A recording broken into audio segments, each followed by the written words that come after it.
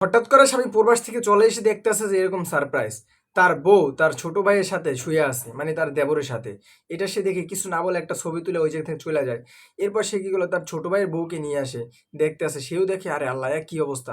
সে যখনই তাদের বাধা দিতে যায়, সে বলে না, চলো আমার কাছে একটা প্ল্যান আছে, আমরাও সেটা করি, তারপরে ঠিক হবে, ওরা সাহেস্তা হবে।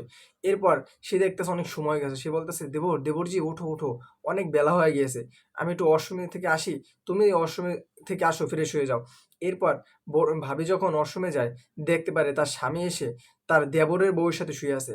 সে ডাক দিয়ে বলতেছে এটা কি, সে বলতেছে দেখো না শুয়ে আছি, ঘুমাচ্ছি, বলে ডিস্টার্ব করতেছো কেন। সে বলে তুমি এটা কি করতেছো, আমি তুমি কতটা ভালোবাসি আর তুমি আমার সাথে চিট করতেছো। সে বলতেছে আরে ভাবি সামনে থেকে যাও তো। এরপর সে তার দেবরকে ডাক দেয় যে দেবরজি দেবরজি দেখে যাও কি অবস্থা। সে এসে এটা দেখে সে তো শক খেয়ে যায়, বলতেছে কি হয়েছে, তুমি এমন কেন করতেছো, তাও আবার আমার বড় ভাইয়ের সাথে, সি।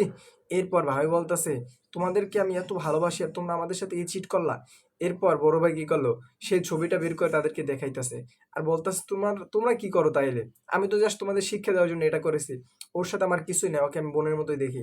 আর তোমরা আমার বাসা থেকে এখনই বের হয়ে যাও, তোমাদের এই বাসায় ঠাঁই নেই। এখন আমি তো ভাবতাছি এই বড় ছোট বোনটার কি হবে এখন।